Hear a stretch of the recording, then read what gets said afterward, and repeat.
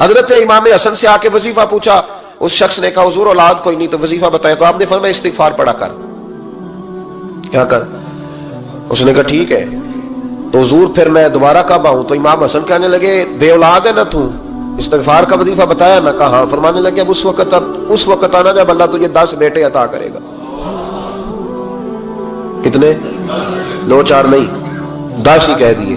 تو حضرت امیر معاویہ رضی اللہ تعالیٰ دیکھا، کہنے لگے حسن اتنا بڑا دعویٰ؟ آپ فرمانے لگے میں نے کہہ دیا نا تو اللہ فضل کرے گا، ہاں ہاں اللہ خیر کرے گا، خیر ہو جائے گی۔ وہ شخص کئی سالوں کے بعد آیا، کئی سالوں کے بعد، تو حضرت امیر معاویہ کو بھی ساتھ لایا، کہنے لگا حضور اللہ کے فضل سے اللہ نے 10 بیٹے عطا فرمائے، پورے 10 ہی اللہ نے دیے۔ تو حضرت امیر معاویہ کہنے لگے جناب بات تو آپ کی سچی ہو گئی، پر مجھے بھی بتائیے وظیفہ کہاں سے لیا؟ فرمانے لگے قرآن پاک سے، سورہ نوح کی 10 11 12 آیت پڑھو۔ اللہ فرماتے ہیں تم استغفار پڑھو، میں تمہاری بیٹوں سے بھی مدد کروں گا، مالوں سے بھی مدد کروں گا۔ تو میں نے استغفار بتائی تھی، اور قرآن میرے اللہ کا ہے، رب کا وعدہ جھوٹا ہو سکتا؟ فرمایا 10 بیٹے ملنے تھے، میں نے کہہ جو دیا تھا۔ اور میرے بھائیوں یاد رکھیں، استغفار اللہ کی رحمت نازل کر۔ ایک ہوتا ہے خوف، ایک ہوتی ہے خشیت۔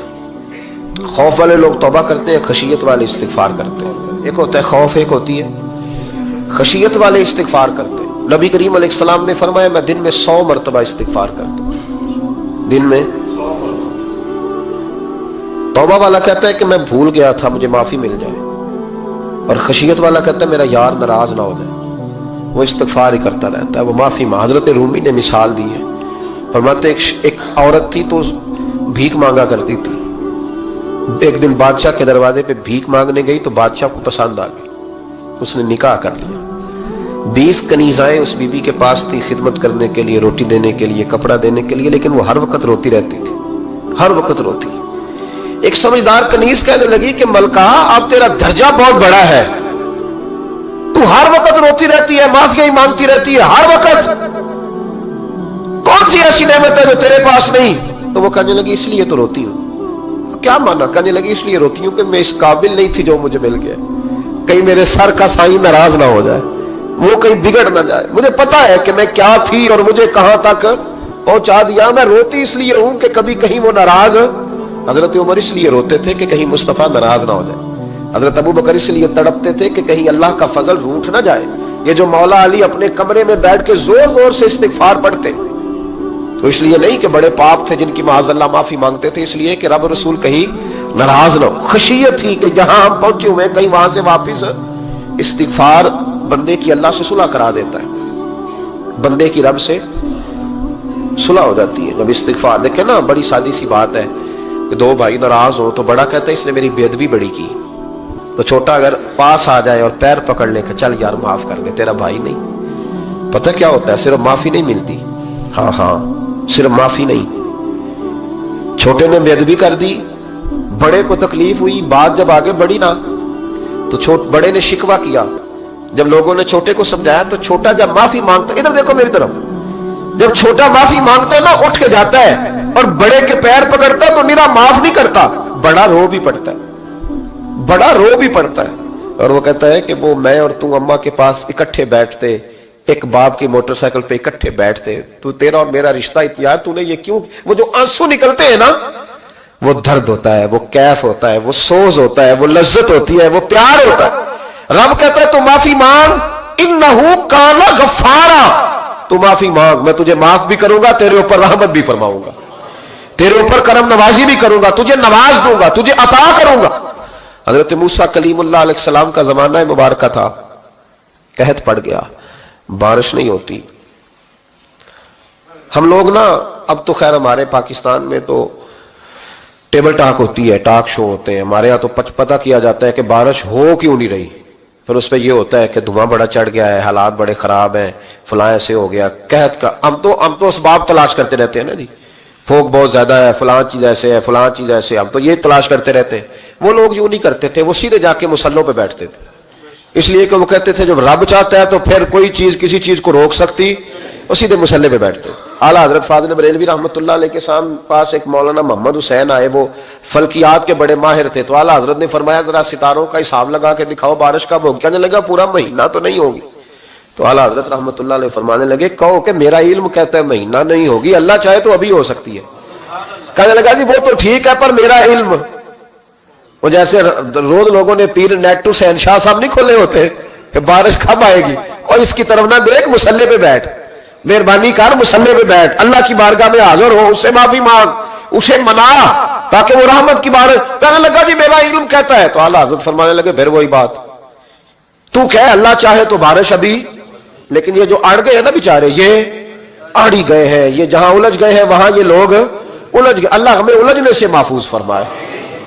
تو اعلیٰ حضرت اٹھے تو فرمایا ٹائم کیا ہوا ہے گھڑی پہ؟ کہنے لگا جی 12۔ تو اعلیٰ حضرت نے گھڑی گھمائی، اب کیا بج گیا؟ کہنے لگا 4 بج گئے۔ فرمانے لگے بج گئے نا 4؟ کہنے لگا جی آپ نے گھڑی گھما جو دی ہے۔ فرمانے لگے اللہ بھی جب چاہے تو ستارے گھما دیتا ہے، اللہ بھی ستارے گھما دیتا ہے بارش۔ کہنے لگا جی وہ تو ٹھیک ہے پر مہینہ نہیں ہو سکتی، اڑا ہوا بندہ اس کا کوئی علاج ہے جو اڑ جو جائے، اس کے لیے قرآن کہتا ہے وَإِذَا خَاطَبَهُمُ الْجَاهِلُونَ قَالُوا سَلَامًا، اسے سلوٹ کرو دور سے، اسے کو تو جان اور تیرا۔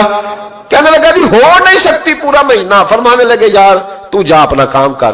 وہ شخص کہتا ہے میں نے دروازہ کھولا اعلیٰ حضرت کا، کمرے سے باہر نکلا تو تیز بارش ہو رہی، واپس آیا تو میں نے کہا احمد رضا یہ عقیدہ کہاں سے لیا ہے؟ فرمایا دروازہ مصطفیٰ سے لیا ہے صلی اللہ علیہ وسلم۔ تو یاد رکھیں کہ اللہ کو منانا چاہیے، استغفار کرنا چاہیے، اس کی برکات۔ حضرت موسیٰ ساری قوم کو لے کے نکل گئے۔ آؤ بھائی میدان میں اللہ کی بارگاہ میں استغفار کریں اور بارش کا سوال کریں، بارش مانگے۔ جب باہر نکلے دیر تک دعائیں ہوتی رہیں تو حضرت موسیٰ علیہ السلام کو رب کریم نے وحی فرمائی کہ موسیٰ آپ کی قوم میں نے ایک شخص ہے جس کو 40 سال ہو گئے نافرمانی کرتے، اس نے رب سے صلح نہیں کی۔ کتنے لوگ ہیں؟ ایک، اور 40 سال سے وہ نافرمان ہے، اس کو مجمع سے نکال دو بارش ہو جائے گی۔ اگر ایک گناہ گار کی وجہ سے بارش رک جاتی ہے، اور جہاں دروازے کھلے ہوئے ہوں، جہاں تنہائیاں خوفناک ہوں، اور جہاں تباہی اتری ہوئی ہو، اور جہاں لوگ کروڑوں روپیہ مال ہڑپ کر گئے ہوں، اور جہاں علماء کو ہتھ کڑیاں لگا کے ٹھنڈی زمینوں پہ لٹا دیا جائے اور قوم کہہ رہی ہو اچھا ہوا اچھا ہوا، اور لوگ پھبتیاں اڑا رہے ہوں، مذاق کر رہے ہوں، تو پھر اس قوم پہ کس طرح کر کے فضل الہی۔ اور یہ مولوی کا معاملہ نہیں، یہ تو ممبر رسول کا معاملہ ہے۔ میرے مصطفیٰ نے یہ نہیں کہا پیر میرا وارث ہے، حضور نے فرمایا عالم میرے دین کے وارث ہے۔ ہاں حضور نے فرمایا جس نے عالم کے چہرے کا دیدار کیا سمجھے میں نے اپنے نبی کی زیارت کی ہے۔ لیکن یہاں تو خیر یہ عنوان نہیں، ورنہ میں اس پر جاتا۔ تو کہا ایک بندہ ہے 40 سال سے اللہ کی نافرمانی کر رہا ہے، وہ اگر نکل جائے تو بارش ہو جائے گی۔ حضرت موسیٰ نے اعلان کر دیا بھی ایک شخص ہے، وہ اگر نکل جائے تو بارش ہو جائے گی۔ پتہ تو ہوتا ہے نا سب کو، مجھے بھی پتہ ہے کہ میں اندر سے کیسا ہوں، اور آپ کو بھی خبر تو ہوتی ہے نا جی۔ جب بات ہو رہی ہوتی ہے تو پھر پتہ تو چلتا ہے نا کہ بات کہاں جا کے سیٹ ہو رہی ہے، پتہ چلتا ہے نا۔ اسے بھی چل گیا پتہ، اب اندر ہی اندر رونے لگا۔ اور دیکھو امام رازی اور امام غزالی دونوں نے لکھا ہے کہ اس درد سے رویا، اس درد سے کہ ادھر والے کو بھی پتہ نہ چل جائے، مجمع کے اندر کھڑا ہے اور ادھر والے کو بھی استغفار، دیکھو ادھر والے کو بھی پتہ نہ چل جائے اور ادھر والے کو بھی کہیں ہجوم غم میں بھی توہین ضبط غم نہ ہوئی، ہم اس احتیاط سے روئے کہ آنکھ نم نہ ہوئی۔ ہجوم غم میں بھی توہین ضبط غم نہ ہوئی، ہم اس احتیاط سے روئے کہ آنکھ نم نہ ہوئی، روئے بھی پر کسی کو آنسو نہیں دیکھنے دیے۔ اب اس درد سے کہتا ہے اللہ تو تو معاف کرنے والا ہے نا، تو تو معاف کرتا ہے، پردہ پوشی کرتا ہے، اور مالک اگر لوگوں کو پتہ چل گیا تو میرے تو بچوں کا بھی جینا حرام کر دے گا، یا اللہ میری تو آنے والی نسل بھی تڑپ کے وقت گزارے گی۔ مالک تو معاف کر دیا کرتا ہے، لوگ نہیں معاف کرتے، اے اللہ یہ میری خوبیاں بھول جائیں گے، میری خامیوں پر بات، مالک میں یہ ذلت نہیں برداشت کر سکتا، فضل فرما۔ حضرت موسیٰ نے دوبارہ اعلان کیا نکلتے ہو کہ نہیں نکلتے؟ پھر تڑپا خدا بندہ مجھے بے آبرو نہ کر، یہ ذلت اور رسوائیاں یہ نہیں برداشت ہوتی، اللہ درگزر۔ حضرت موسیٰ نے تیسرا اعلان کیا نکلتا ہے یا میں پھر اس کا نام لوں، اللہ سے پوچھ کے نام لوں اس کا، بتاؤ کون ہے؟ اب تو تڑپ گیا، کہنے لگا مالک میں تیری بارگاہ میں استغفار کرتا ہوں، آئندہ نہیں کرتا، آئندہ نہیں کرتا۔ یہ لفظ ادا کیے، بندہ کوئی بھی نہیں نکلا، رب کریم نے بارش عطا کر دی، تیز بارش، جب برسی نا تیز بارش، لوگ تو مین دیکھ کے دوڑ گئے۔ تو حضرت موسیٰ کہنے لگا یا اللہ مجھے بھی تو بتا، تو نے کہا تھا کہ جب تک بندہ نہیں نکلتا بارش نہیں ہوگی، تو نکلا کوئی بھی نہیں، بارش ہو گئی، ماجرا کیا ہے؟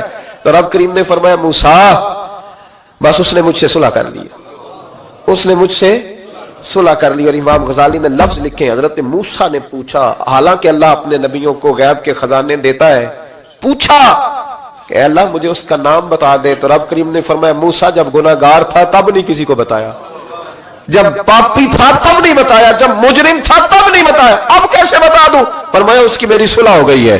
اور فرمایا جو بارش نہیں نہ ہو رہی تھی وہ بھی اس کی وجہ سے نہیں ہو رہی تھی, اب جو ہوئی ہے نا تو یہ بھی اسی کی وجہ سے ہوئی ہے. یہ بارش اب جو ہوئی ہے تو یہ بھی یہ اس گناہگار کے سبب سے. اپنی راتیں اللہ کے ساتھ گزارے, مصلی پہ بیٹھے. میرے صاحب رحمۃ اللہ علیہ سے جب کو کہتا نا کہ بڑا پریشان ہوں تو کچھ بتائیں, تو فرماتے آج رات مصلی پہ بیٹھ کے اپنے رب سے بات کرنا, میں بھی بات کروں گا. بندوں کو دکھ بتانے سے عزت میں کمی آتی ہے, اور اگر اللہ کو بندہ اپنے دکھ بتائے تو اللہ عزتیں بڑھا دیتا ہے. ترمذی شریف کی حدیث ہے, نبی پاک علیہ السلام نے فرمایا اگر تو دنیا داروں کو دکھ بتائے گا تو اللہ تجھے غنی نہیں کرے گا, اور اگر تو اپنے رب کو بتائے گا تو اللہ بڑی جلدی تجھے دنیا سے بے نیاز کر دے گا. تجھے لوگوں کی ضرورت نہیں رہے گی. استغفار کریں, کثرت سے کریں, ذوق سے کریں, مصلی آباد رکھیں. ہر شے دیکھو نا, جس طرح کھانے کی میز آباد رہتی ہے, بستر آباد رہتا ہے, ہمارے دیگر معاملات, اگر مصلی نہ آباد رہے تو روح بے چین رہتی ہے, طبیعت بے قرار رہتی ہے. انسان, میں نے دیکھا ہے بڑے بڑے سمجھدار لوگ پاگلوں جیسی زندگی گزار رہے ہیں, بولتے جا رہے ہیں, بولتے جا رہے ہیں, بولتے جا رہے ہیں, ایسے کسی کو کوئی خبر کہ 6 فون اٹھائے ہوئے ہیں, ایسے جیسے ڈسٹرب ہو گئے مینٹلی طور پر. وجہ کیا ہے کہ ان سے جان نہیں چھڑاتے. کبھی سارے موبائل بند کر کے نا, سارے بچے ہر چیز سائڈ پہ کر کے مصلی پہ بھی آنا چاہیے. اور مالک تو بڑا ہی کریم ہے, اللہ تو بڑے کنز المال کی حدیث سنا کے بعد سمیٹتا ہوں. نبی پاک صلی اللہ تعالی وسلم فرماتے ایک شخص تھا بنی اسرائیل میں, بڑا مالدار تھا, تو پھر اس پہ غربت آ گئی. جب غربت آئی تو رو پڑا, کہنے لگا اے اللہ میں غریب ہو گیا ہوں, میری مدد فرما, میں نے بڑی نافرمانی کی ہے تیری. مالدار جب تھا تو بڑی موج کر, یا اللہ میں نے بڑی اب نہیں کروں گا, مجھے اس غربت سے نکال. تو اللہ نے فرشتوں سے کہا کہ دے دو جو مانگتا ہے. تو فرشتے کہنے لگے یا اللہ یہ توبہ کر کے نہیں آیا, ڈر کے نہیں آیا, یہ تو الجھ گیا تب آیا ہے. یہ تجھ سے ڈر کے ہوتا ہے نا ایسے کہ لوگ اللہ سے نہیں ڈرتے جتنا غربتوں سے معاذ اللہ ڈرتے ہیں. یا اللہ یہ تو وہ الجھ گیا تب آیا. تو اللہ نے فرمایا پتہ مجھے بھی ہے, لیکن آ تو گیا ہے نا, چلو دے دو. تو کہا یا اللہ اگر دے دیا تو دوبارہ نہیں آئے گا. فرمایا اس کا بھی مجھے پتا ہے, تم دے دو. اسے دے دیا. جب دولت مل گئی نا تو کہنے لگا اوہو وہ تو میں نے اس طریقہ سے استعمال کیا اس لیے کامیاب ہو گیا. پھر کچھ وقت گزرا تو پھر الجھ گیا, پھر قرضے چڑھ گئے, پھر سارے علاج کر, کہنے لگا یا اللہ اب نہیں کرتا, اب معاف کر دے. 70 دفعہ توبہ کی اور 70 دفعہ توڑی. حبیب کریم فرماتے ایک دن بستر پہ تھا, آسانی تھی, 70 دفعہ فرشتوں نے کہا یا اللہ یہ جھوٹا ہے, جھوٹ بولتا ہے, یہ تو غربت ہے, یہ تو تیری بارگاہ میں آیا ورنہ کبھی نہ آتا, بیمار ہوا ہے تو آیا, اس کا تو بچہ بیمار ہوا ہے تو آیا, ورنہ کبھی نہ آتا. 70 دفعہ توبہ توڑی. ایک دن رات کو بستر پہ لیٹا تھا, دولتیں بھی تھی, آسانیاں بھی تھی, دل میں خیال آیا میں کتنا جھوٹا ہوں, جب الجھ جاتا ہوں تو اس کے دروازے پہ جاتا ہوں اور وہ کتنا کریم ہے, مجھے خالی نہیں لوٹاتا. تڑپ اٹھا, آنسو نکل گئے, اٹھ کے مصلی پہ کھڑا ہوا. تو رب کریم نے فرشتوں سے فرمایا کھول کے دیکھو دروازے, آج یہ غربت کی وجہ سے نہیں آیا, آج میرا بن کے آیا ہے. تو یا اللہ پہلے تو دولت دیتا تھا, آج کیا دے گا؟ تو محبوب فرماتے اللہ فرماتے ہم نے اسے بغیر حساب کتاب جنت عطا کروں گا. استغفار کریں, اس کے حضور حاضری دیں.